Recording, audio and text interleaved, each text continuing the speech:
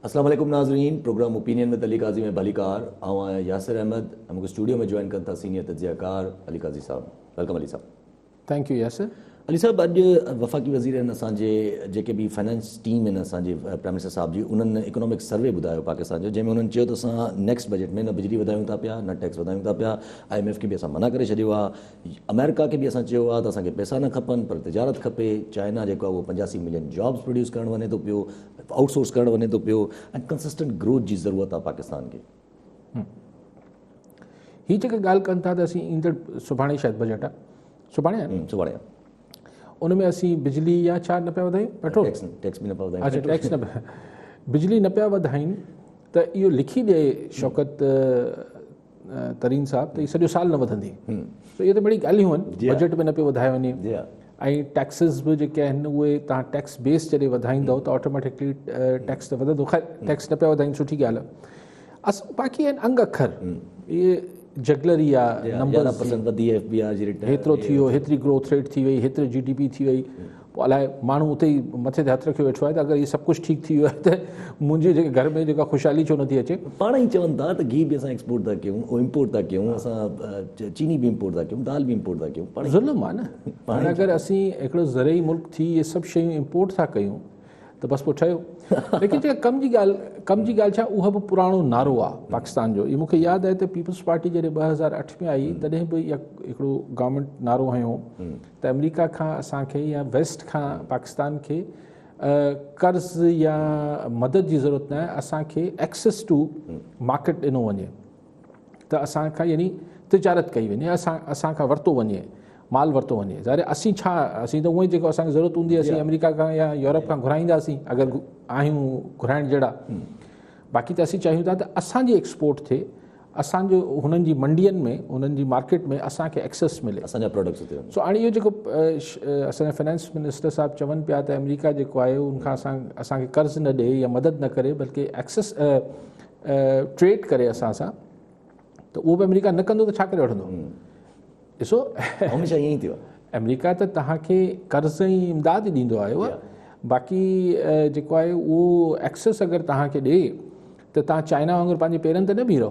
China खे बि basically America ऐं वेस्ट जेको आहे हुनजी ॾहाकनि ताईं हुनजी इम्पोर्ट्स खे अलाउ कयो न। शुरू में त रिज़िस्ट न कयो, शुरू में त चऊं त ठीकु आहे, चीप लेबर आहे, चीप प्रोडक्ट अचे पई। सो उहो पाकिस्तान अमेरिका इहो ॼाणे थो त इहो बि हुनजो हिकिड़ो थोरो या अहसान हुजे थो उन्हनि मुल्कनि ते त जिन्हनि खे उहो पंहिंजी मार्केट ताईं एक्सेस ॾिए थो, हुन में हिकिड़े बहितर टैरिफ में, यानी इम्पोर्ट जंहिंमें घटि रिआयती तरीक़े सां तव्हांखे अचणु ॾिए थो। सो उहो अमेरिका जी ॻाल्हि तव्हां जेसिताईं ॿियूं ॻाल्हियूं न मञंदो त हीअ बि हिकिड़ो उहो फेवर आहे तव्हांखे, महिरबानी आहे अमेरिका जी, उहो करे न करे। ॿी ॻाल्हि जेका हीअ 85 मिलियन जॉब्स आउटसोर्स चाइना करणु वञे पियो, यानी 8.5 करोड़ नौकरियूं। हाणे हिकु नौकिरी जीअं पाण वटि थींदो आहे ईअं को नौकिरी न हूंदी ऑब्वियसली। हू इहो ई हूंदो त हीअ जेको पार्ट आहे, हीअ जेको स्मॉल कॉटेज इंडस्ट्रीज़ जी कॉन्सेप्ट जेको ख़ुदि चाइना में आहे, उहो इहो ई हूंदो त भई हाणे हीअ पुर्ज़ो, हीअ पेन आहे, इहो असीं चवंदासीं त बाबा असांखे के ठाहे ॾिए त ज़ाहिर हिन पेन खे अगरि 1 लख पेन ठाहिणियूं आहिनि त मतिलबु इहो आहे त 10 माण्हू 20 माण्हुनि जो रोज़गार थी वियो। सो इहे 8.5 लख माण्हुनि खे को 8.5 करोड़ माण्हुनि खे को चाइना उहो पघार कोन रखंदो। बेसिकली उहो पंहिंजी जेको कंहिं ज़माने में अमीर मुल्क चाइना मां माल ठाराईंदा हुआ, छाकाणि त अमेरिका में उहा ई शइ अगरि को मज़दूर ठाहींदो त महांगी पवंदी अमेरिकन कंपनी खे, त उहा ई शइ उहो चाइना में अची ठाराईंदो त अधु खां बि घटि क़ीमत ते ठही मिलंदी, उजरत घटि हुई चाइना में, वर्क फोर्स वधीक हो। सो उहा ई थ्योरी आहे। उन में पाकिस्तान खे केतिरो हुनजो बहरहाल हुन सां फ़ाइदो त थी सघे थो। अच्छा, जेका ॻाल्हि कई फाइनेंस मिनिस्टर साहब, कंसिस्टेंट ग्रोथ हुजे, इहो बि हिकिड़ो ख्वाबु आहे पाकिस्तान में, छो जो ग्रोथ सां कनेक्टेड त असां वटि पॉलिटिकल स्टेबिलिटी बि घणियूं शयूं कनेक्टेड आहिनि। ईअं त जी बिल्कुलु कंसिस्टेंट, यानी हिकिड़ी मुस्तक़िल शइ इकॉनमी तव्हांजी कीअं ग्रो कंदी, जेसि ताईं इकॉनमी यानी तव्हांजी मईशत सां गॾु जुड़ियल मामलात, यानी तव्हांजी सियासत, इक़्तिदारी सियासत, तव्हांजी अमन अमान जी सूरत हाल, तव्हांजी फॉरेन पॉलिसी, ह्यूमन डेवलपमेंट केतिरी थी थिए, फॉरेन ह्यूमन डेवलपमेंट बि त हिननि सां ई जुड़ियल आहे न। त अगरि तव्हांजी गवर्नमेंट यानी पावर सेटअप में अगरि कंसिस्टेंसी न आहे, हुते हिकिड़ी बहरान न आहे, उते को क्राइसिस न आहे, छाकाणि त हिकिड़ो को सियासी झटको अचे थो तव्हांजी स्टॉक एक्सचेंज ते उन अफ़वाह ते वेही रही वञे थी। त ॻाल्हि इहा आहे त मुस्तक़िल माशी ग्रोथ लाइ या वाधारे लाइ अगरि तव्हां चओ था त बतदरीज वाधारो थींदो रहे त पोइ तव्हांखे ॿियनि ही सभु स्पेशली टे मामला त तव्हांजी government politics, stable political environment, तव्हांजी लॉ एंड ऑर्डर ऐं तव्हांजी फॉरेन पॉलिसी। ऐं जेको मेजर लॉ एंड ऑर्डर जेको ही टेररिज़म ऐं ही सभु शयूं इहे तव्हांजी फॉरेन पॉलिसी सां जुड़ियल आहे। सो उहो बि तव्हांखे पोइ ठीकु करणु खपे न, अगरि जे कंसिस्टेंट ग्रोथ खपे त। ऐं सभु ही प्राइम मिनिस्टर पंहिंजी हिन जी जेका असांजी टीम हुई फाइनेंशियल टीम, वॾी ॻाल्हि करे विया त माना हीअं थियण थो, वॾा नंबर्स ऐं जगलरी थी वई। पर जॾहिं पुछा कयो वियो त भई FATF जे मामले में त पोइ उन ते त का पेशगोई न कई त असां जेको इन में हिकु वाइट लिस्ट में वञी सघूं था पिया। हिननि जा कुझु वज़ीर चई त रहिया त हिन दफ़े कुझु बहितरी थी वेंदी, असां हेतिरा बाक़ी 6 पॉइंट रहिजी विया आहिनि, बाक़ी 7 असां प्रोग्रेस त कई आहे। पर मुंहिंजे ख़्याल आहे त इहो हुननि जी पाकिस्तान जी फाइनेंशियल टीम अहिड़ो हार्म हणणु नथी चाहे मीडिया जे साम्हूं जो सुभाणे न थिए, या अञा पक कोन अथनि, अञा ग्रीन सिग्नल न आयो अथनि। बेसिकली FATF असांजी इकॉनमी ते हिकु ठीकु ठाक इम्पैक्ट आणींदी।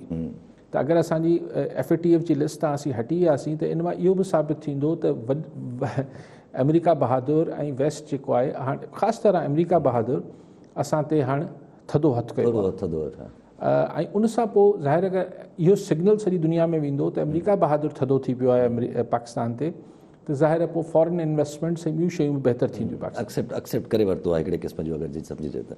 अली साहिबु अगरि अॻिते इन सां ई कनेक्ट रखूं अगरि जे त लोड शेडिंग तमामु बहराम लॻो पियो आहे असां वटि लोड शेडिंग जो। अॼु पंहिंजे फाइनेंस मिनिस्टर साहिब जो बि चवणु त सर्कुलर डेट ऐं पावर सेक्टर वॾो चैलेंज आहे असांजे लाइ। पर हमाद अज़हर साहिबु चवणु त सुभाणे ताईं शॉर्टफॉल ख़तमु थी वेंदो, पर चयो वञे थो त भई जॾहिं शॉर्टफॉल हुयो ई कोन, तमामु बड़ी बिजली मौजूदु हुई, त इहो हाणे जॾहिं ॻाल्हियूं अचनि थी पियूं जेको हर कोई चवे थो बद इंतिज़ामी, मूंखे बसि सवालु हिकिड़ो ज़हन में अचे थो त जॾहिं पोइ गवर्नमेंट में इहो थिए पियो त नालो अचे पियो करप्शन जो, हाणे बद इंतिज़ामी छो? बसि उहो केरु अॼुकल्ह ॾाढो मशहूरु थियल आहे न उहो मुहावरो त हमारा कुत्ता कुत्ता तुम्हारा कुत्ता टॉमी क्यों है। सो अगरि अॻु में थींदो हो त करप्शन हुई, हाणे जेका बद इंतिज़ामी। एक्चुअली मूं हिनखे पढ़ियो पई वज़ीर साहिबु जेके आहिनि वाटर एंड पावर जा, उन्हनि चयो पिए त हू को तरबेला ते ऐं हुते जेके हू आहिनि जेके प्लांट्स लॻल आहिनि उनमें को टेक्निकी ख़राबी थी वई आहे, टेक्निकल प्रॉब्लम ॿुधाईंदी आहे। चलो टेक्निकल प्रॉब्लम पोइ महीननि जा महीना कीअं हले पियो, महीने सवा खां त अज़ाब आहे लोड शेडिंग जो। सो ऐं वाकई में पाकिस्तान पंहिंजी ज़रूरत खां वधीक त बिजली प्रोड्यूस करण जी कैपेसिटी त रखे पियो। भई अॼु खां 7-8 साल त कैपेसिटी मौजूदु न हुई, पोइ हिकिड़ा रेंटल पावर आंदा विया हुआ त किराए ते असांखे बिजली ठाहे ॾेई रहिया, जंहिं ते पोइ करप्शन जा स्कैंडल बि थिया, छाकाणि असांखे कैपेसिटी न हुई त असीं ठाहे सघूं। पर हाणे जॾहिं कैपेसिटी आहे त पोइ छो न पई प्रोड्यूस थिए, चवनि था टेक्निकल प्रॉब्लम आहे, प्रोड्यूस थी वञे थी पोइ डिस्ट्रीब्यूशन जो प्रॉब्लम अची वेंदो। पर उही ॻाल्हि आहे त हमारा कुत्ता कुत्ता और तुम्हारा कुत्ता टॉमी। हा, हिते मिसमैनेजमेंट आहे, हिते करप्शन न आहे। ठीकु आहे साहब। अॼु साहब पंहिंजे ई फाइनेंस मिनिस्टर इहा ॻाल्हि बि करे छॾी त डिस्कोस जेका पहिरियां बि हले बि पई डिस्कशन त डिस्कोस जो छा थींदो छा न थींदो, जेके असां डिस्ट्रीब्यूशन कंपनीज़ आहिनि सेप्को हेस्को वग़ैरह, त उन्हनि चयो त भई असां हिकिड़ी बोर्ड ठाहियूं था पिया जेका इंटायरली कंप्राइज़ड हूंदी, उन में हूंदा ई सिर्फ़ु प्राइवेट प्रोफेशनल्स जेके हूंदा, कोई बि सरकारी अफ़सर न हूंदो, कोई बि सियासी माण्हू न हूंदो, ऐं पोइ उहे डिसाइड कंदा त प्राइवेटाइज़ कीअं छा करिणो आहे। हीअ ॾिसो केतिरो असांजे इदारनि जी साख जेका आहे केतिरी न हुजण जे बराबरि आहे, जो हाणे सरकारी शइ विकिणण लाइ बि सरकार चए थी असीं न न न न असांजा माण्हू न हूंदा, असांजा कामोरा न हूंदा, असांजा को सियासतदान न हूंदा। कमाल थी वियो न, यानी ख़ुदि ही केतिरो वॾो एतिराफ़ आहे त भई सरकारी मामला जेके आहिनि उहो न गड़बड़ केतिरी वॾी थिए थी, जो इहो साबित करण लाइ त हिन में गड़बड़ न पई थिए सरकार पंहिंजा नुमाइंदा हुन में विझे ई कोन। कमाल थी वियो, इहो बि कमाल आहे। यानी कमाल आहे न, मुंहिंजी शइ ऐं जाते छाकाणि तव्हांखे मुंहिंजो शक आहे त हिनखे यासिर विकिणी ॾींदो तव्हांखे। पर हिन में ॿियो सुवाल बि आहे, हीअ त ख़ैर मज़ाक़ ख़ेज़ ऐं अफ़सोसनाक सूरत हाल आहे त सरकार जी क्रेडिबिलिटी या साख जो इहो आलम आहे। पर उनसां गॾु गॾु हिकिड़ी ॿी शइ बि आहे त यासिर खे मुक़ररु केरु कंदो? जी हा, एग्ज़ैक्टली सरकार ई कंदी न, सरकारी माण्हू ई थींदो न। जी हा, सरकार जी फरमाइश खां ॿाहिरि कीअं वेंदो? बसि इहो आहे त ऑलरेडी जेका उहो पब्लिक फिगर न हूंदो, बसि फ़र्क़ु इहो। हा, सिर्फ़ु इहा उनखे सुञाणींदो केरु न हूंदो। जी हा, ठीकु आहे सभु कॉलर सां गॾु मोहम्मद अली पवर मीरपुर खास मां। जी पवर साहब, छा सवाल हूंदो? सर यासिर भाई, अली साहब का क्वेश्चन है तो छा सियासत जी आखिरी इख़्लाक़ियात इहा आहे त फिरदौस आशिक़वान ऐं मंदोखेल साहब खे जेका चमाट आई आहे, थोरो इन ते तस्करो करे काफ़ी साहब ॾिसो। ठीकु आहे पवर साहब जी। से आपा ते हाणे छा तबसरा कयूं? जी आपा आपा आहे, जी हा, जो पिया मन चाहे। हाणे छा कमाल थी कनि आहिनि इहे थोरो मंदोखेल साहब खे बि थोरो पासो करणु खपे। उन सम्झो पठाण माण्हू आहे, ही बुड़ी वेंदी, पर अॻियां बि जी हा, हुयूं सो उन चमाटूं वमाटूं हणियूं, गारियूं वारियूं ॾेई। पोइ ॻाल्हि इहा आहे त ॾिसो, हिन जा ॿई इलाही सारा रुख आहिनि हिन ॻाल्हि जा। हिकिड़ो त हिनजो मज़ाक वारो जी हा, रुख़ मज़ा आहे। इहो रोकार। ॿियो हिनजो ॾुखाईंदड़ पहलू इहो आहे त ई सियासी माण्हुनि जो लेवल इहो आहे जी हा, ऐं जो हू हिक ॿिए जी तनक़ीद खे या त तव्हां ॿिए खे करप्ट न चओ जॾहिं तव्हां वटि का साबिती कोन्हे, या पोइ उहा ई ॻाल्हि आहे करप्ट ॿुधण जी ताक़त बि रखो। जी हा, बेसिकली ॻाल्हि कल ॻाल्हि पई थी न त यार कंहिंखे जॾहिं तव्हां घटि वधि ॻाल्हायो था, पोइ घटि वधि ॿुधण जी पोइ हिमत बि रखो। जी हा, जेको चवनि पीटीआई जा लॉ में गारियूं असां ॾींदा हुआसीं। हा, सो ॻाल्हि इहा आहे त ही अगरि आपा चए थी त हू फलाणा फलाणा जेके आहिनि उहे करप्ट आहिनि, त बाबा हू चवनि था तव्हां करप्ट आहियो, त पोइ तव्हां खां बर्दाश्त नथो थिए। पोइ इहो अगरि तव्हां अपोज़िशन में हुजो आहे, पोइ त चंबा हणी ॾेखारियो आहे।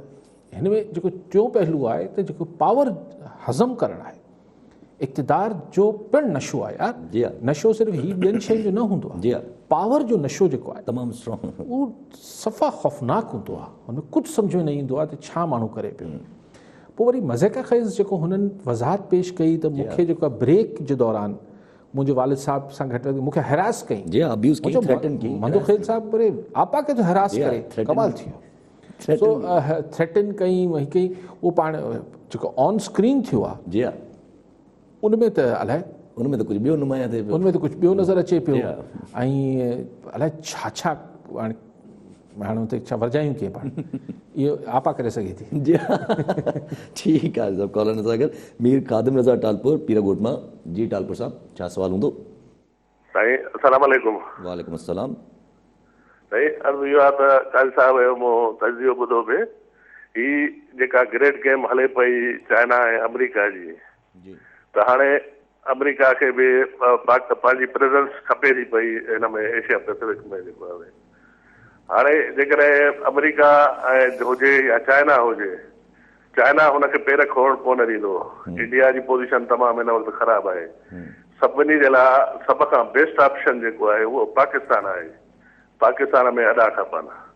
चाइना इन जे करे पंहिंजी गिरफ़्त चौधारी मज़बूत कंदो पियो वञे, सभिनी मुल्कनि में पंहिंजी इन्वेस्टमेंट कंदो पियो वञे। नेपाल हुजे, साईं बांग्लादेश हुजे, ईरान हुजे, पाकिस्तान हुजे, या साईं खे चवां भई इवन पंहिंजो हाणे जेकॾहिं अमरीका हितां निकिरे थो पियो अफ़गानिस्तान मां, त हुनखे सेफ पंहिंजो हेवन त खपे जेको आहे। हाणे उहा अमरीका खे सेफ हेवन जेका आहे उहा पाकिस्तान खां सवाइ किथे बि कोन थी मिली सघे। हालात उहे कोन्हनि के अमरीका वटि उहा पोज़ीशन हाणे कोन्हे का, सिर्फ़ु IMF जो हिकिड़ो पंहिंजो आहे पंहिंजो ऑप्शन जेको इस्तेमालु करे सघे त बाबा पाकिस्तान खे कर्ज़ न ॾियो। बाक़ी त असांजी इमदाद ॿियो टियों सिस्टम त सॼो कॾो को बंदि थी वियो आहे। काज़ी साहिब खां मां पुछंदुसि आख़िर अमरीका पाकिस्तान खे कहिड़ो ऑप्शन ॾींदो जेकॾहिं अॾा वठणा अथसि त हिते जेको आहे सो, या हिते पंहिंजा एयरपोर्ट्स वठणा अथसि या सेफ हेवन वठणी अथसि जेको आहे। ठीकु आहे, ठीकु आहे। मीर साहब ईअं जीअं तव्हां चओ था ईअं बिल्कुलु तव्हां ॾिसी सघो था ॻाल्हियुनि खे हिन, पर हिकिड़ो कुझु रुख ऐं ॿियो रखां थो पोइ जेको तव्हां मुनासिबु सम्झो उनखे सम्झो। ॾिसो अमेरिका खे को टेक्नोलॉजी जो ही ज़मानो आहे, उन में अमेरिका खे को ही अॾा वॾा जेके आहिनि उहो न बि हुजनि। अॼुकल्ह त सैटेलाइट सां तव्हां शयुनि खे ऑपरेट कयो था। ही जेके तांज़ आहिनि उज़्बेकिस्तान, ताजिकिस्तान, मतिलबु अगरि अफ़गानिस्तान खे ई सिर्फ़ु मॉनिटर करिणो आहे त हाणे मूंखे साउथ ईस्ट जो हीअं सम्झ में न पई अचे त असीं कहिड़े पासे आहियूं, हू कहिड़े पासे आहिनि। पर ॻाल्हि इहा आहे त पोइ बॉर्डर जे हिन पासे ठाहीनि एयरबेस या हुन पासे ठाहे छॾीनि। अगरि मॉनिटर सिर्फ़ु अफ़गानिस्तान खे करिणो आहे ऐं उते केॾी केॾी उछतो उछतो वञी ड्रोन हणणा आहिनि त हू तांस जेके ॿिया तांस आहिनि उते बि ठही सघे थो। ऐं सम्झां त एतिरो मामिलो सिंपल न हूंदो त सिर्फ़ु हिते बेसिस खपनि, मतिलबु इहो मुंहिंजो ख़्यालु आहे। I don't think it's that simple कि सिर्फ़ु पाकिस्तान मां एतिरी फरमाइश आहे कि तव्हां बसि बेस न ॾींदो त पोइ वरी अमेरिका खे वीचारे वटि को झुगी न रहंदी, किथे रहण जो को हंधि न बचंदो। ऐं सम्झां त हिन खां थोरो किसो सवायो आहे, छाकाणि त अगरि बेस ॾेई छॾी त पोइ चाइना ऐं पाकिस्तान जी जेका केमिस्ट्री हीअं जुड़ियल आहे, चाइना वरी स्केप्टिकल थी वेंदो। ॻाल्हि इहा आहे, तव्हां कॾहिं कॾहिं पंहिंजे मतिलबु दोस्त जे मुखालिफ़ खे वञी चांहि पियारे अचो था, या तव्हांजे घर चांहि पींदे तव्हांजो दोस्त ॾिसे थो अड़े मुंहिंजो मुखालिफ़ यासिर वटि चांहि पी वञे पियो, त हरू शकी थिए थो न। ऐं हिकिड़ी बिल्कुलु हेठि सतह ते हिकिड़ी मिसाल ॾियण जी कोशिशि पियो कयां, छाकाणि त किथां जॾहिं पहिरीं जॾहिं बिल क्लिंटन जो दौरु हो, अञा ही 9/11 न थियो हो, त मूंखे यादि आहे त हिते किथां वञी हुननि पंहिंजे जेके हुननि जा हू आहिनि बहरी ॿेड़ा जेके आहिनि, उसामा जी अफ़गानिस्तान में मौजूदगी खे मिज़ाइल त हुतां अची हिट थिया, क्रूज़ मिज़ाइल्स वञी हुतां हिट थिया 99 या 98 में, ही जॾहिं बिल क्लिंटन जो दौरु। त उनखे अफ़गानिस्तान खे हिट करण लाइ हिन ज़माने में टेक्नोलॉजी जे हिन ज़माने में को ज़रूरी न आहे उनखे ज़मीनी को फुल फ्लैजेड वॉर त कोन पियो विढ़े, जीअं अफ़गानिस्तान में विढ़े पोइ त ॿी ॻाल्हि हुई। हीअ त हल्की फुल्की सर्वेलेंस लाइ, जासूसी लाइ, ऐं कॾहिं कॾहिं को हाई वैल्यू टारगेट खे हिट करण लाइ, त उन्हनि वटि खोड़ जा तरीक़ा आहिनि। ऐं अगरि ज़मीनी बेस बि खपे त हीअ जेके ॿिया तांस आहिनि, उज़्बेकिस्तान, ताजिस्तान, फलाणिस्तान, पाकिस्तान त हिते थियो, हीअ ॿिया तांस त हुन पासे आहिनि, अफ़गानिस्तान जे हुन पासे ॿिया तान बि आहिनि। सो बेसिकली ही जेको पाकिस्तान खे कंहिं सूरत टोटल चाइना जी कच्छ में या हुन सां थोरो पाण ॾे रखण जी कोशिशि आहे, छाकाणि त इंडिया आइसोलेट थिए पियो। आइसोलेट इन द सेंस कि हू चाइना खे जी जेका हिन जीअं पाण मीर साहिबु चयो त जेको हिन ख़िते में हुनजो जेको इन्फ्लुएंस आहे, उहो चाइना जी एक्सपेंशन खे रोकण में इंडिया इज़ नॉट इनफ। त हिकिड़ो ॿियो बैरियर ठाहिण जी ॻाल्हि आहे। बाक़ी ॾिसो, हाणे लिखछुप में बि बेस असीं न ॾेई सघंदासीं। अगरि असां बेस ॾिना त लामुहाला चाइना खां असीं लिकाए न सघंदासीं। सो ॾुखियो आहे पाकिस्तान लाइ ॿिन्ही पासनि ते मैनेज करणु। इन करे शायदि असांजो शौकत तरीन साहिब बि चए पियो त असांखे अमेरिका मां इमदाद न खपे, ऐं IMF वारो असांखे ट्रेड कर खपे। पर बहरहाल FATF, IMF ही उहे इदारा आहिनि जिथे चाइना खां वधीक पाकिस्तान खे अमेरिका जी ज़रूरत आहे। अच्छा, पोइ उहा ई ॻाल्हि थिए बहालत मजबूरी अगरि US खे इहो बहालत मजबूरी अगरि इहो करिणो पए US खे, त पोइ जीअं साईं बि सवाल कयो, अगरि करिणो पए US खे त छा ऑफर करे सघे थो, छा करे सघे थो पाकिस्तान खे? सही, इट्स प्रॉब्ली CPEC खां पोइ हाणे ओढ़ो त मामिलो पाकिस्तान ऐं अमेरिका जो थी नथो सघे जेको मुशर्रफ जे दौर में हो या हुन खां अॻु हो। उहे ॾींहं हाणे नथा मोटी अची सघनि। हाणे असांखे पंहिंजे पाड़े में हिकिड़ो तमामु वॾो military and economic giant China जी सूरत में हिकिड़ो माशी दियो असांखे, मतिलबु सुपर पावर असांखे पाड़े में मिली वियो आहे। सो ऐं जे इन्वेस्ट बि कयो आहे, जेको इन्वेस्टमेंट ऐं अहिड़ा आसरा बि ॾिए पियो त तव्हांखे 8.5 करोड़ नौकरियुनि मां कुझु ॾींदासीं हिसोपति। सो ओढ़ो रिश्तो अमेरिका से न जुड़ी सघंदो। लेकिन पाकिस्तान जी ख़्वाहिश हूंदी त अमेरिका खे बिल्कुलु एलिनेट न करे, नाराज़ न करे, छाकाणि त अॼु बि FATF, IMF, वर्ल्ड बैंक, ही जेके वर्ल्ड फोरम्स आहिनि, इते चाइना जो एतिरो असरु न आहे जेतिरो अमेरिका जो असरु। ठीकु आहे साहब। कॉलिन असां सां गॾु शेर मोहम्मद दल, मीरपुर बठोरो मां। जी दल साहब, छा सवाल हूंदो? सर, असीं ताज साहब खां सवाल कंदासीं त GSN जेका पार्टी आहे उनजो नालो त GSN आहे, पर सिंध जे हक़नि लाइ मुकमल तौर जाकोड़े न थी। पहिरियां टाउन जे कब्ज़नि ख़िलाफ़ धरणा हया विया, ऐं उनखां पोइ सनान कुरैशी जी गिरफ़्तारी ख़िलाफ़ पूरी सिंध में धरणा हया विया। पर अफ़सोस पाणी बहिरान ते GSN छो ख़ामोश आहे?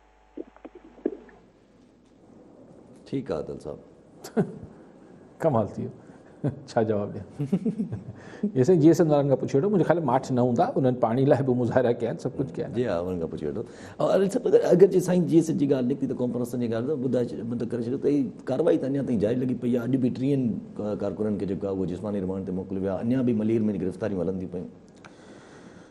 हा साईं, हाणे हिकिड़ो ठही मिलियो आहे, उन ते क्रैकडाउन आहे ऐं वेल सनान खे पेश करे छॾियूं। उहो बि हिकिड़ो टेंशन काफ़ी कारकुननि में हो, उहो पेश थी विया कल।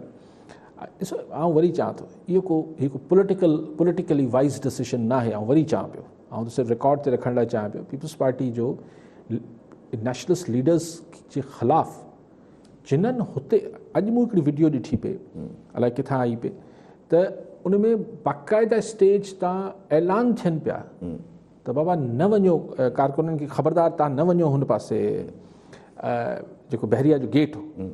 मतिलबु एविडेंस मौजूदु आहे त स्टेज तां, यानी स्टेज केरु माना जेके लीडरशिप हुई, माना लीडरशिप इन्वॉल्व न आहे, तव्हां उन्हनि खे अगरि ज़ोरी इन्वॉल्व कयो पिया त हिकु पॉलिटिकली हिकिड़ो करेक्ट डिसीजन न आहे मुंहिंजो ख़्यालु। अच्छा, जीअं तव्हां ॻाल्हि कई त जीअं पंहिंजी डिस्कशन हले पई हुन ते US इन सॾे ते, त जीअं तव्हां ॻाल्हि कई त US खे पाकिस्तान क्लोज़ रखणु चाहे थो पियो कहिड़े तरीक़े सां, त छा हिन जी वजह इहा बि थी सघे थी, छो जो पाकिस्तान जो जेको आहे हेॾो सारो बॉर्डर इंडिया सां बि त जुड़े थो। अगरि पाकिस्तान, अगरि US टोटली शिफ्ट करे वियो पंहिंजो मॉडल इंडिया जी तरफ़, त पाकिस्तान खे काफ़ी नुक़सानु थी सघे थो। काफ़ी लाड़ो त हुनजो उहो ई इंडिया ॾे आहे, उहो त आहे, ऐं हुनजे हिकिड़ो रिएक्शन मतिलबु पाकिस्तान चाइना ॾे आहे। सो हाणे हीउ जेको चयो वञे थो त नवां ब्लॉक्स ठहनि पिया, जंहिंमें चाइना, पंहिंजो रशिया, टर्की, ईरान, पाकिस्तान ऐं ॿिया कुझु तांस ॿिया, त हीउ हिकिड़ो बहरहाल सॼो हीउ जेको बेल्ट आहे ऐं हिन में अफ़गानिस्तान जेको आहे उहो हिन जो रूट आहे पाकिस्तान जे विच में, ऐं पोइ हॉट वाटर्स ताईं, गरम पाणी ताईं एक्सेस आहे। ऐं ऑफकोर्स हाणे त 2 एक्सेस आहिनि, हिकिड़ो ग्वादर बि आहे ऐं ईरान बि आहे। सो अगरि हीउ हिकिड़ो ब्लॉक ठहे पियो ऐं सॼी तव्हां वटि जेका पाकिस्तान दुनिया जी हिकिड़ो जेके वॾा ज़ख़ाइर आहिनि, मूंखे ख़बर न आहे परसेंटेज वाइज़, कुझु माण्हू चवंदा 70% आहे, कुझु चवंदा 60%, I don't know what the number correct number is. लेकिन अगरि रशिया ही सॼा तांस मिलाए करे हिननि वटि जेके दुनिया में ज़ख़ाइर आहिनि गैस जा, उनजा अगरि मेजॉरिटी नेचुरल रिसोर्सिस हिते मौजूदु आहिनि ऐं बाक़ी सॼी दुनिया खे अॼु हुतां ई मिलणो आहे, त ज़ाहिर हिन इलाइक़े जी हिकिड़ी वॾी मतिलबु हिकिड़ी इम्पोर्टेंस ठहे थी। जी हा, जी हा, काफ़ी दुनिया उन ते डिपेंडेंसी अची सघे थी, डिपेंडेंसी थी सघे थी इन वजह जे करे। अली साहब, पंहिंजी कल्ह बि डिस्कशन थी त काफ़ी लीग वारा थोरो चयो आहे त भई असां कानून साज़ी में साथ न ॾींदासीं। अॼु प्राइम मिनिस्टर साहब चौधरी मोहम्मद सरवर जेके असांजा गवर्नर पंजाब आहिनि, उन्हनि खे टास्क ॾिनो आहे त तव्हां जेके असांजा इतिहादीन ऐं PTI जा मेंबर्स आहिनि उन्हनि सां मुशावरत करे बजट पास करायो। अच्छा, हाणे इतिहादियुनि सां त गवर्नर पंजाब मिली वठंदो, उहो तरीन ग्रुप सां केरु मिलंदो? जी हा, PTI जे पंहिंजे माण्हुनि खे चयो त छा को उतां को सरप्राइज़ मिली सघे थो छा? ईअं पाण थोरो ईअं हिकिड़ी किथां को ईअं को खेल तमाशो थी सघे थो, इहो ॾिसण वटा हूंदो, पर अञा ॾिसी वठूं था। छाकाणि तरीन ग्रुप अञा चए कुझु कोन पियो, पर आख़िरी तरीन साहब जो जहांगीर तरीन साहब जो जेको आख़िरी बयानु हो जहांगीर तरीन जो, तो चाहिए बस अब बहुत हो गया, ये कुछ हो ना जी अब इंसाफ हो जाना चाहिए, अब इंसाफ हो जाना चाहिए जी हाँ, जो मतलब ये हो ही जाओ, मतलब बस बयान यही हो। हाँ, तो मतलब यहाँ घणी थी सोली सिंधी में घणी थी, हाणे करे वठो। सो उन खां पोइ इमरान ख़ान जा त वरी बयान ईंदा रहिया त ही चीनी माफ़िया, शुगर मिल माफ़ियाज़। हाणे जीअं Imran Khan sugar mill mafia चए थो, तो पहिरियों नालो ज़हन में अचे थो जहांगीर तरीन, त उहो उनखे हिट कंदो रहियो आहे। पर जहांगीर तरीन ऐं हुनजो ग्रुप माठा बजट में क्यूलीग केतिरो मसइलो कंदी, पर क्यूलीग खां वधीक छा जहांगीर तरीन ग्रुप त को पंहिंजो रोल न प्ले कंदो। ठीकु आहे, सभु कॉलर आहिनि असां गॾु। शिराज अहमद पठान कराची मां। जी शिराज साहब, छा सवाल हूंदो? अस्सलाम वालेकुम। मुंहिंजो सवाल इहो आहे त गुज़िरियल हफ़्ते जेको बहरिया टाउन जो हिकिड़ो थियो एहतजाज थियो, उन में हिकिड़ो अनफॉर्चुनेटली जेको बाहि जो या कुझु साड़ण जा वाक़िया थिया, त इन में जेका वसंदियूं सिंधी स्पीकिंग ख़ासि तौर ते जेके ऑलरेडी बहरिया टाउन में सेटल्ड आहिनि ऐं रहनि था या उनजी हिते प्रॉपर्टी आहे, उहे थोरो मायूसी जो शिकार बि थिया आहिनि। उहे थोरो सम्झो त इन ॿुॾतर में त शायदि इहो इन जो अॻिते हली कोई फ्यूचर न आहे। ॿियो जंहिं नमूने सां रिएक्शन आयो आहे कॉम्पल जमातुनि जो, त मां थोरी अली साहब खां रहनुमाई वठणु चाहींदुमि त इन हवाले सां असांजी रहनुमाई करनि त छा मज़ीद माण्हू जेके इहो प्लान था करनि बहरिया टाउन में वञण जो, उते रहण जो, ख़ासि करे सिंधी फैमिलीज़ असांजूं, त छा उहे ओॾे न वञनि ही disputed area as a disputed area उनखे सम्झो थो वञे। ऐं हिते तव्हांखे ख़बर आहे हिते कराची में त वरी ॿियूं जेके बि पार्टियूं आहिनि उहे लिसानियत जो उन्हनि जो तासुब जो हिकिड़ो ब्लेम हणनि था। त थोरो इन में रहनुमाई ॾियो साईं, त हुते जेके हाणे प्रॉपर्टी में इन्वेस्टमेंट आम सिंधी माण्हू करे मतिलबु आहे थोरो परेशान आहे, तव्हां इन में थोरी रहनुमाई कयो। ठीकु आहे शिरा साहब। शिरा साहब, रियल स्टेट इन्वेस्टमेंट इनमें त इन जी कंसल्टेंसी या हिन जे जेके एडवाइज़र हुजनि था उहे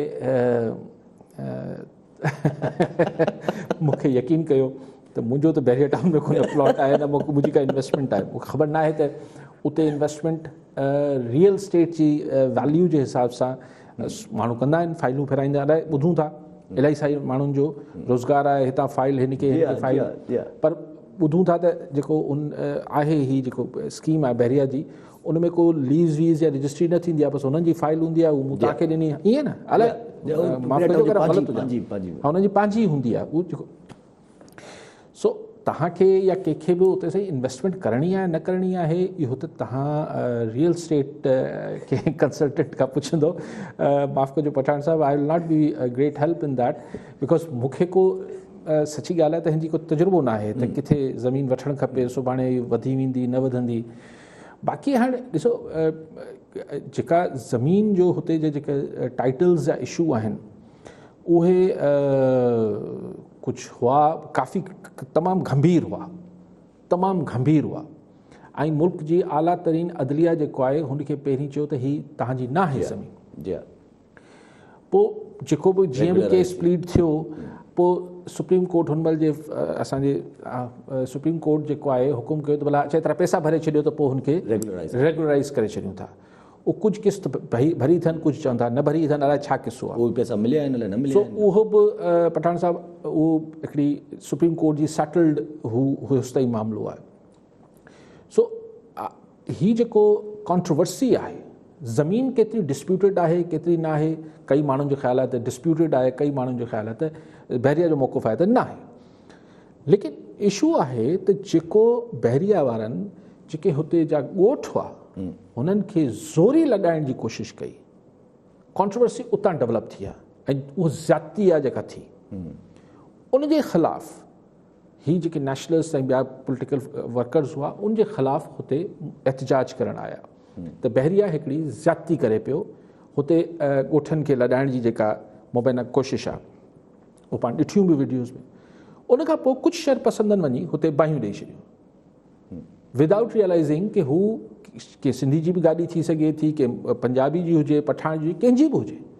तव्हांखे कंहिंजे इमलाक खे साड़ण या नुक़सानु ॾियण जो त हक़ न आहे, तव्हां पीसफुल प्रोटेस्ट कयो।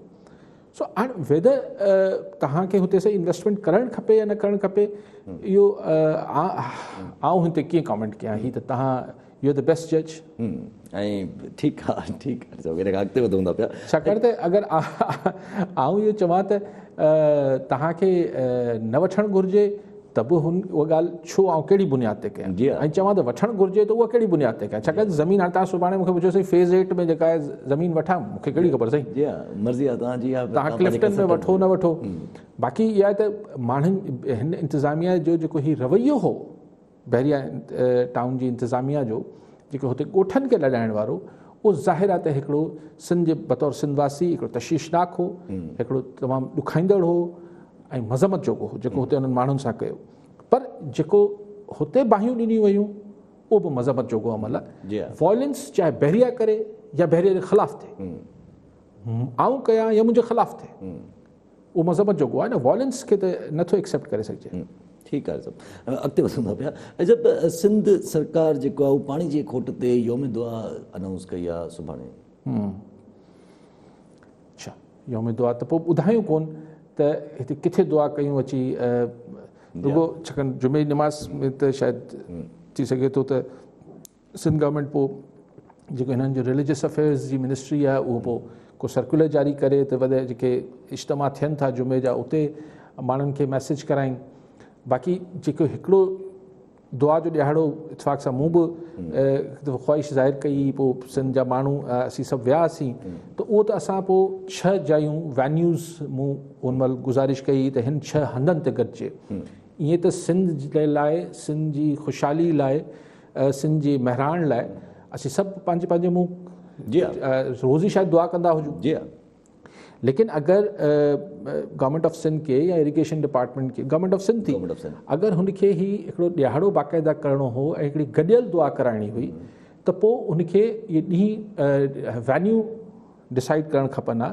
त जीअं मिसाल जीअं मूं चयो त कुझु साल अॻु मुंहिंजे ख़्याल में त काफ़ी साल थी विया, उन ॾींहं ते त मूं चयो त भई हिते मिसाल जामशोरे वटि पाण गॾु थियूं, पाण दादू मोरो पुल ते गॾु थियूं, पाण सिजावल वारे हंधि गॾु थियूं, पाण सखर जे वटि गॾु थियूं, पाण वेंदे गुडू ताईं गॾु थिया, ऐं माण्हू लखे माण्हू हुन में पोइ दरिया जे पेट में आया, पोइ गुलनि जी थियो ऐं पोइ माण्हुनि दुआ कई। सो अगरि उन ई मतिलबु कॉन्सेप्ट त साॻियो ई आहे त यौम दुआ कजे, त अलाह बाज ॾे ऐं महिराण में वरी छोलियूं अचनि, त हुनखे मुंहिंजे ख़्याल आहे त गवर्नमेंट ऑफ सिंध खे हिनखे वधीक ऑर्गेनाइज़ करे ऐं पोइ कॉल ॾियणु खपे या अपील करणु खपे। ज़ाहिर आहे उहे त पाण सभु उअं ई दुआ कयूं था, सभु उअं ई दुआ कयूं था पिया। ठीकु आहे सभु। नासिर शाह साहब बि प्रेस कॉन्फ्रेंस कई। नासिर शाह साहब सिंध गवर्नमेंट जा आहिनि, पंहिंजे मिनिस्टर आहिनि। उन्हनि जो चवणु त जेके पंहिंजा कल्ह वफ़ाक़ी वज़ीर जेके प्रेस कॉन्फ्रेंस करे विया, उन्हनि तनक़ीद कई आहे। उन्हनि जो चवणु त उहे वज़ारत बचाइण लाइ चई 18th अमेंडमेंट खे विच में खणी विया आहिनि, स्टेट विदिन द स्टेट जूं ॻाल्हियूं करणु लॻा आहिनि।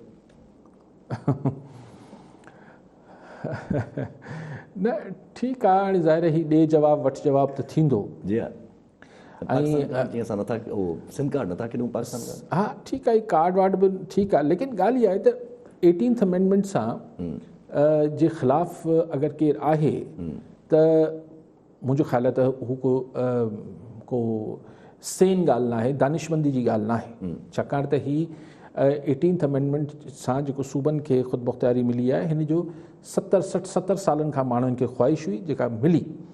हाणे तव्हां इहा ॻाल्हि कयो त सूबा पंहिंजी पंहिंजी हद में परफॉर्म केतिरो कनि पिया ऐं केतिरो न करणु खपे। बहस जेके असांजा PTI जा फेडरल वज़ीर आहिनि उन्हनि जे ऐं सिंध जा जेके प्रोविंशियल मिनिस्टर्स या गवर्नमेंट आहे उनजे विच में इहा थियणु खपे त सिंध में जेका परफॉर्मेंस आहे ॿिनि नुक़्तनि ते थियणु खपे। त वफ़ाक़ सिंध खे उनजा पाणी, नाणे ऐं ॿियनि मामलनि में ड्यू शेयर ॾिए पियो या न पियो ॾिए, उते हिननि जे विच में इतफ़ाक़ राय थियणु खपे, गॾियल आवाज़ उथारणु खपे, पार्टी खां मसलिहतनि खां बाला थी ॻाल्हाइणु खपे। ॿी ॻाल्हि इहा त छा सिंध में हिकिड़ी प्रॉपर गवर्नेंस जे तहत हिकिड़ी मुनसिफ़ाणी विर्छ, चाहे पैसो हुजे या पाणी हुजे, उहो थिए पियो या न पियो थिए, ॻाल्हि ॿिन्ही हिसनि स्टेजिस ते थियणु खपे। हिन में 18th अमेंडमेंट त न फेडरल गवर्नमेंट खे खणी अचणु खपे या फेडरल जेके असांजा वज़ीर आहिनि, त इहो तानो ॾियण जी ज़रूरत कहिड़ी आहे। मां एतिरी ॻाल्हि सां इतफ़ाक़ थो कयां त साईं 18th अमेंडमेंट का मतलब ये नहीं है कि आप रियासत के अंदर रियासत बना दें, या 18th amendment does not give you the right to create state within the state. Yes, वो तो तव्हांखे केर बि न पियो ॾे, जी पर इहो बहस किथां अची वियो। सिंध में अगरि पाणी न आहे, मिसाल अगरि सिंध जो मौक़ुफ़ आहे, मिसाल छा सिंध में पाणी कोन्हे इहो त ठीकु आहे, हाणे सिंध जो मौक़ुफ़ आहे त असांखे मथां पाणी न पियो अचे। सिंध जो मौक़ुफ़ आहे त वफ़ाक़ी सरकार जेको तरक़ियाती बजट्स रखे पई उनमें सिंध जो हुनखे ड्यू हिसो न पई ॾे, या सिंध हुकूमत खे बाईपास करे वफ़ाक़ी हुकूमत डायरेक्ट बजट्स बदीन ऐं जैकोबाद खे ॾे पई, डेवलपमेंट जा पैकेज बहस हिते रखिजे न।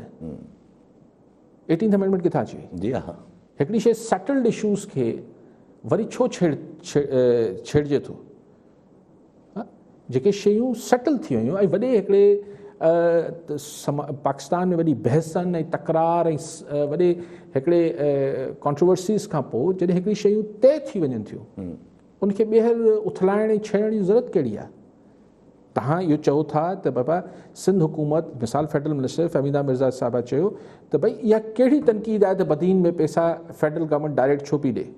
ठीकु आहे, शी हैज़ अ पॉइंट, हिन में त को इशू न आहे, पर जॾहिं तव्हां उनखे 18th अमेंडमेंट सां किथां बि जोड़ियो था त डिस्कशन शुरू थी त हिकिड़ी ॿी डिस्कशन शुरू थी वञे थी विच इज़ इररिलेवेंट। जी हा, लाइक पाणी जी विर्छ न पई थिए, केरु विच में अची चए पोइ कालाबाग डैम थियणु खपे हा त पोइ हीअं न थिए, अरे भाई कालाबाग इज़ इररिलेवेंट, उहा जी ॻाल्हि आहे पहिरियां त उहो त सेटल्ड आहे त टिनि सूबनि खे क़बूल न आहे माना मुल्क पाकिस्तान खे क़बूल न आहे, सेटल्ड इशू आहे न Kalabagh. 18th amendment is a settled issue, त 18th अमेंडमेंट खे अंडर डिबेट त न आणणु खपे न। हाणे तव्हां डिबेट करे वठो, बिल्कुलु सही आहे डॉक्टर साहिब जी ॻाल्हि, त अगरि तव्हां न पिया ॾियो ऐं फेडरल ॾे पई त सिंध गवर्नमेंट खे छाजो एतिराज़ु हुजणु खपे। जी हा, ठीकु आहे सभु कॉलर सां गॾु। गुलाम मुस्तफ़ा रायमू तलहार मां। जी रायमू साहब, छा सवाल हूंदो? हेलो, अस्सलाम वालेकुम साईं। वालेकुम अस्सलाम साईं, गुलाम मुस्तफ़ा रायमू आबादगार तलहार खां अर्ज़ु कयां पियो थो, पाणी त हिननि असांजो जेको आहे उतां ॿुधूं त पाणी अचे पियो, खोट 10 सैकड़ो आहे, हीअ हाणे त असां वटि पीअण जो, तड़ करण जो, मोए खे तड़ करण जा बि पाणी कोन्हे, पैदल मार्च आहे, उनजे करे देरि सां इन प्लेटफॉर्म ते अॻे बि मूं ॻाल्हायो आहे काज़ी साहब जे प्रोग्राम में। हाणे त असां वटि गुसल जो पाणी विज़ू जो बि कोन्हे, मस्जिदुनि में बि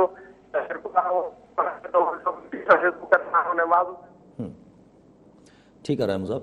अली साहब अगरि हिते नंढिड़ो हिकिड़ो बि सवाल अचे जॾहिं मतिलबु एज़ तव्हां बतौर मतिलबु अगरि जे सोशल सर्विस या अगरि हिकिड़ो सोशल वर्कर अगरि जे इहो कॉल करे थो पियो पाणी जे लाइ, दुआ जे लाइ, त उहो सम्झ में अचे थो अगरि सरकार कॉल करे थी पई त पोइ सरकार त कम ई सरकार जो प्रोवाइड करणु न। हाणे इन में न, हिते पाण हिकिड़ी गुंजाइश छॾे सघूं था सरकार लाइ, त अगरि माहौलियाती तब्दीली जे करे पाणी सिस्टम में ई घटि आहे, ठीकु आहे, मिसाल ख़ुदा न ख़ास्ता आहे को अहिड़ो मतिलबु तव्हांजी सुठी फसल बीठल आहे कणिक जी या कंहिंजी बि, ऐं ख़ुदा न ख़ास्ता को बरसातूं अहिड़ियूं अची वञनि थियूं, को कुदरती आफ़त अची वञे थी ऐं तव्हांजी फसल ख़राबु थी वञे थी, त हिकिड़ो फूड क्राइसिस क्रिएट थिए थो। चए त सरकार खे चइजे त न यार तव्हां पाणी अगरि सिस्टम में घटि आहे उन लाइ त दुआ करणु खपे, पर जेतिरो आहे हुनजी मुनसिफ़ाणी जेका तक़सीम आहे सूबनि जे मंझि ऐं सूबे जे अंदरि, इहो हुकूमत ऐं हुकूमतनि जी ज़िमेदारी आहे। सो उन लाइ दुआ त पोइ दुआ असीं कयूं त अलाह हुकूमतनि खे तौफ़ीक़ ॾे। तकड़ी ॻाल्हि, तव्हां टाइम न आहे। रायमू साहब जेका ॻाल्हि कई सही, पाणी बिल्कुलु न आहे रायमू साहब, हाणे उन लाइ दुआ कयूं पिया ऐं अगरि पाणी हाणे ॿुधाइनि कोन पिया, वरी मीडिया खे बि घुरिजे त हिननि जा गेजिस ॾिसनि त गुडू ते घणो पाणी आयो, सखर में घणो आयो, ऐं पोइ लाड़ वारे पासे ताईं केतिरो छो हींअर ताईं न पहुतो आहे या कॾहिं पहुचण जो इम्कानु आहे। आई थिंक हिन खे मॉनिटरिंग करण जी ज़रूरत आहे ऐं सरकार खे बि डेली नंबर्स ॾियणु खपनि त केतिरो कॾहिं तलहार जे माण्हुनि खे, टंडो बागो जे माण्हुनि खे, सजावल ऐं लाड़ जे माण्हुनि खे मिलंदो। पर आख़िर तकड़ में रामू साहब हीउ जेको लफ़्ज़ तड़ आहे, व्यंजन खे जेको चइबो आहे, इहो घणो करे अपर सिंध में ॻाल्हायो वेंदो आहे या लोअर सिंध में बि ॻाल्हायो वेंदो आहे? मोस्टली अपर सिंध में ॻाल्हायो वेंदो आहे। तड़ जेको व्यंजन खे रामू साहब तलहार में चवंदो आहे तड़ करण लाइ पाणी न आहे। मां ईअं चयो त तलहार में रामू साहब चइबो न लफ़्ज़ त सभु सुठा आहिनि, मां ईअं पुछां पियो, तव्हां थोरो मूंखे गाइड कयो त इहे घणो अपर में ॻाल्हायो वेंदो आहे? थी वई हूंदी, ज़ाहिर आहे ॿोलियूं हिक ॿिए ते ज़ाहिर लफ़्ज़ त असरअंदाज़ थियनि था। ठीकु आहे वरी महिरबानी साहब। नाज़रीन, अॼु जे प्रोग्राम जो वक़्तु पूरो थियो, वरी मिलंदासीं ईंदड़ प्रोग्राम में। दुआ में